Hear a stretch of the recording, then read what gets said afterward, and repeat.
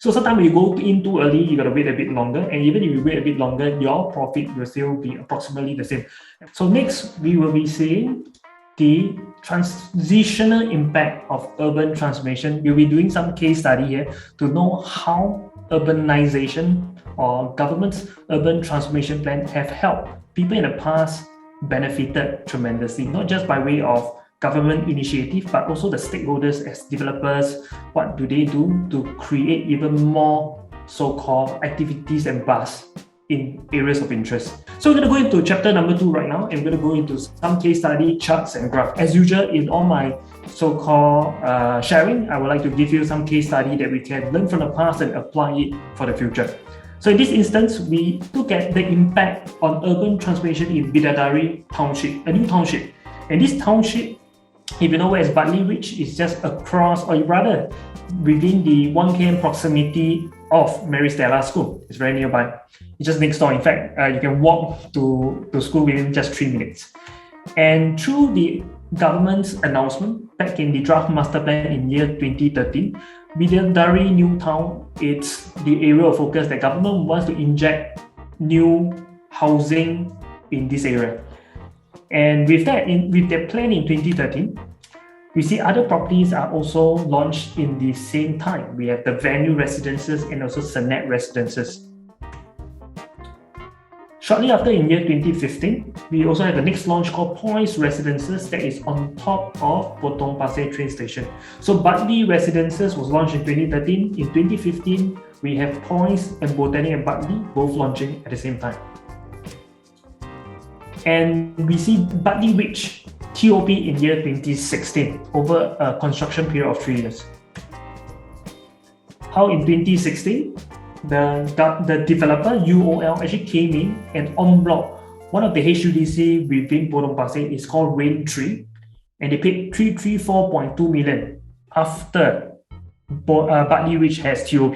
Okay, so shortly after, the very following year, in year 2017, we also see 2 land sales that are being sold by the government in the Woodley area. And today they are called Park Colonia, TOP already, and also Woodley Residences. We see the relaunch of Park Colonia in year 2018, 1 year after, and also Trevor launching at the same time as well. As mentioned, even though Trevor was en bloc earlier, they take longer to launch because of the nature of en bloc, right? 12 to 18 months later. So 140 units of 200 units were sold within the 3 hours of launch. And then in year 2019, Singhai previews 2 en bloc redevelopment. One is called the Khazania and one is called the Lilium. With so many activities happening within the Bartley area, we then see how prices shoot up within Bartley. So during the launch price in year 2015, we see it going at 1,255 per square foot. And this is a time where, of course, the news just announced, all right? And Bartley launched before the news announcement. So people entering at about 1,255 per square foot. Don't even enter earlier. At its current price tag, we are looking at 1,620 per square foot. And capital gain was about 29% at 3.2% per annum. And this over a period of 2013 all the way to 2022, which is a 9 years period. And then we see Points Residences. Launch price was 1,440 per square foot, which is effectively almost $200 per square foot higher than Bartley, even though they launched later in 2015. Their current price tag is $1,882 per square foot. So within a shorter period of time of less than 2 years than Bartley Ridge, they are able to achieve the same capital gain, and that gives them an annualized growth of 4.5% per annum. So sometimes when you go in too early, you got to wait a bit longer, and even if you wait a bit longer, your profit will still be approximately the same. And one of the possible reasons is Points Residences is also a mixed-use development and integrated with the MRT as well. So these give them the additional edge when it comes to resale demand as well. Okay. So other than just the Bidadari precinct, we also see how in Upper Bukit Timah in District 21 also enjoy that urbanization benefits as well. So in the left axis of this chart, we see is the PSF, okay? And the bottom axis, we see year from 2015 all the way to year 2022. And the right axis, we see transaction volume. Light blue is new sale, medium blue is sub-sale, and dark blue is resale. And this entire chart shows the entire District 21 activity in terms of transaction. So what's so interesting here is there was this launch called the Creek at Bukit at Tota. It was going through a very, very long sales of 4 years. It took 4 years to fully sell out the development. In fact, during TOP, there were still units available. But because there were 24 bidders on another GLS next to the creek, we see there's a spillover effect. So 24 bidders actually bidded for this site next to the creek, and the development by way of government land sale is called Dane 3. Okay, today I think it's already fully sold as well. So 24 bidders trying to bid for one plot. And the spillover effect of the remaining 23 bidders, they went ahead, okay, so it's 2017, to bid for the surrounding development by way of private acquisition. So in terms of private acquisition, in year 2017, we see 3 en bloc that happened. One is Go and Go building, done for 101 million. The other one is Good Luck Garden, sold to Qingjian for 610 million, and Brookvale Park for 530 million. Okay, so Good Luck Garden is today's so-called Forex, Brookvale Park is today's Key Residences, and Go and Go building is today's The Link.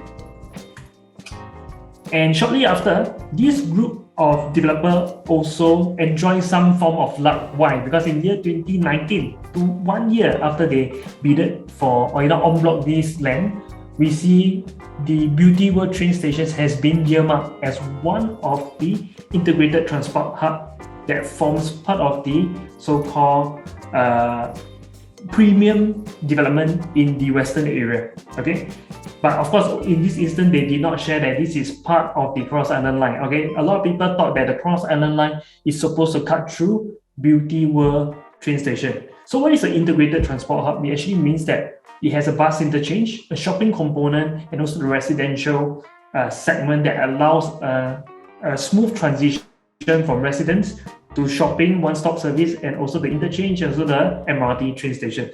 And the downtown line serves the Beauty World train station at this point in time. So that has not changed. Okay, so only that the Beauty World train station is right now the additional integrated hub between the downtown line and also the Cross Island Line. Okay, so Beauty World itself still has its own charm at this point in time. So with that, we also see the relaunch of this development. The Link sell out 96% of its residential unit on the day of launch, and this happens in November 2020.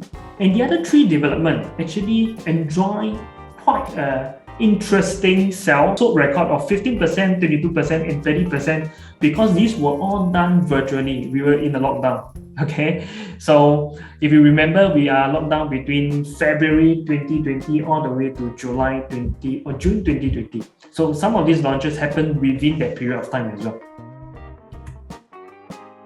And we have Jalan Anak Bukit right now for sale, and this is bidded by Far East Urbanization and Sino Group.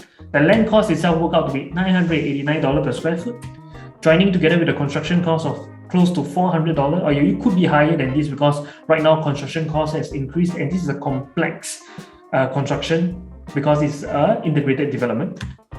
We have the 20% baseline plus the 30% premium as an integrated development, likely to be launching from 2,160 onwards. The keyword here is onwards. Okay, so later we'll be touching a bit on what happens over 2 weekends ago. You know what I'm talking about, so I'm going to highlight here to confuse you. So 2,160 per square foot, pretty cheap right now given what happens 2 weekends ago.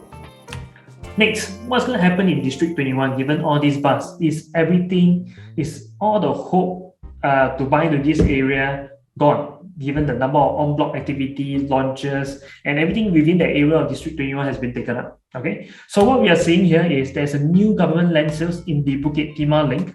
This is beside the link and also across the route from the Jalan Anak Bukit side.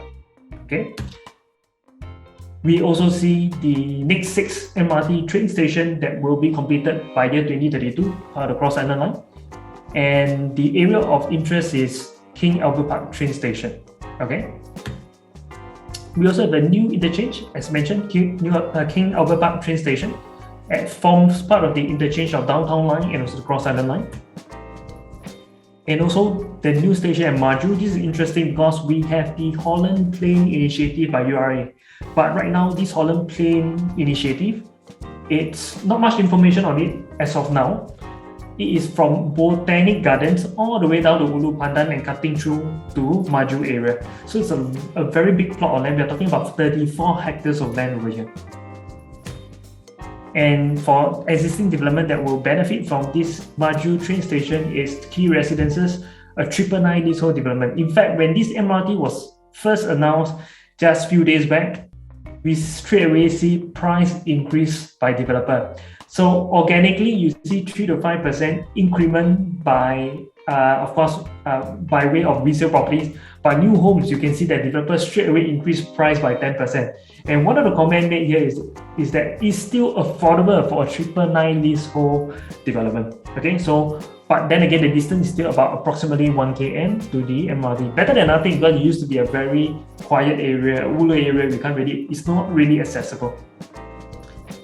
And of course, as mentioned by media as well, this is actually by Channel News Asia. Property prices near new MRT station across Anand Line may be expected to rise, and we are looking at about 3 to 5%. But that new homes and key residences see 10% higher. So people would have bought in on good faith that there will be something coming up in the future. They have enjoyed that paper value of 10% just because of the MRT announcement.